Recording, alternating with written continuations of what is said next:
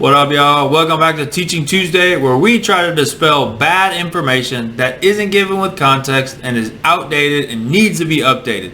So, on this episode, we're going to be talking about why you should stop saying turn your hips. Okay, man, if I've heard this one time, I've heard it 10 million times, and every single time it wears me out. Here's why.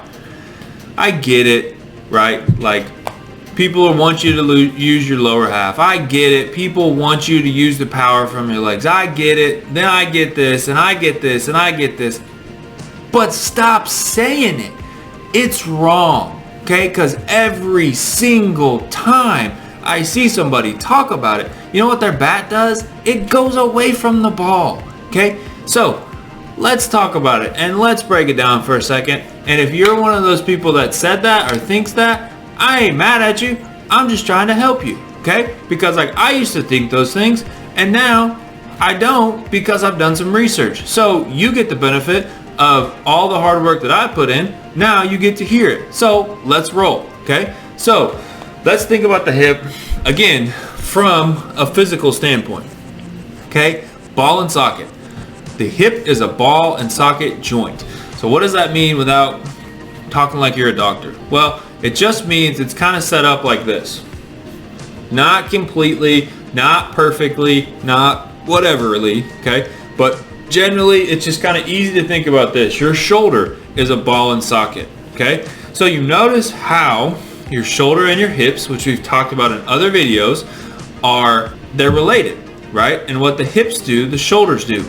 Well, it's interesting that the hips and shoulders are mirrors of one another, and they're both ball and sockets. That's not coincidence. So when you think turn your hips, at a basic level, you're right, okay? Because we do need to move our hips to the baseball, and where's the baseball coming from? Over there. So we do have to move it there, right? What happens when you say that or when you think that is not always, not mostly what you're saying. Like what you're saying is not what is produced, okay?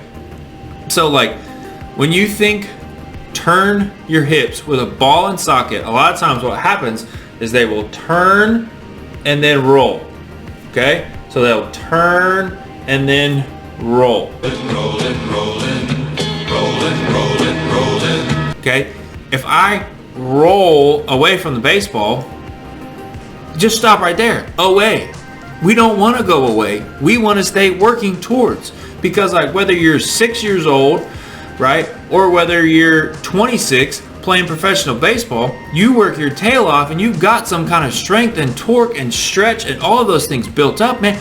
Like, let it go that way towards the ball. That's why we're doing it. We're not doing it so we roll away from the baseball so we can use a phrase that was coined up who knows when, right? It needs to go away, okay? Because ball and socket, right? You are technically moving your hips to the ball. You are technically rotating. All of those things like we just said, but like you're doing more than that, and that's taking you away from the ball. And then you blame it on, well, my hands got to be better this way. It's like, man, bro, your hands are the last thing that go, bro.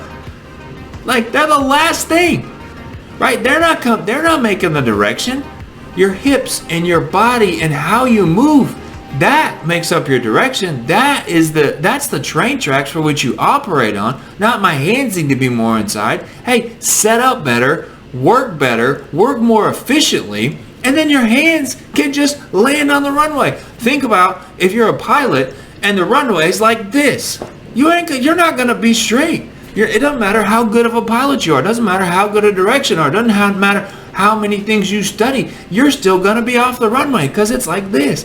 If you're doing that with your hips, if you're going this way and then this way and then you roll out, your hands don't know what to do. They're lost. They're confused. They don't know what to do, so it's not your hands. It's not your hands most times. Sometimes, yes, but most of the time, nah. Okay? So like, we gotta stop saying turn your hips. Okay? Because I understand why people say hip. I understand where this comes from, right? This is probably a personal opinion right here, which I'm good with.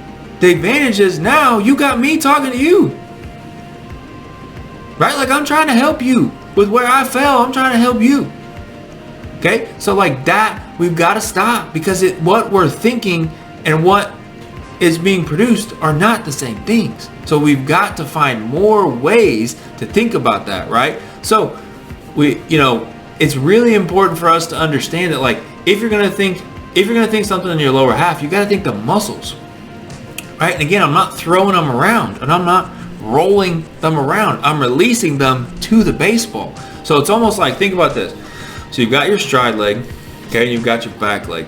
Whether you stride closed, whether you stride even, whether you stride a little bit open, that space between your stride and your back leg, right? That is the space, like when your hips land, they kind of land like this, right? That is the space from here to here that you are operating, and you are that's where the bat's gonna work. Okay? So like if we want it to be set up like this and your back hip is going like that and rolling away, now that's gonna roll away, and where's the bat gonna go? It's gonna follow right there. The hands they follow the leader almost 100% of the time. Okay? So like, understand that, like, we've gotta work in this space tight. We gotta work in this space tight and let the bat work through. So your legs, your hips, your middle, your square, right? The square in the middle, your pelvis, hips, core, glutes. Your hip's a bone, right? It's a bone. So like, their muscles, physically, the muscles are moving the bone, right? So I think people say hip because they feel it down in their glute, but like, we got to get better with our language. We got to get more precise with what we say and how we say it. Okay? Because like, we're responsible for what we say as coaches. Okay? You're responsible for what you're doing as a player. You're responsible for that. Whether you got bad information or not, I get it, man. I got bad information not even bad, just misinformed information my whole career.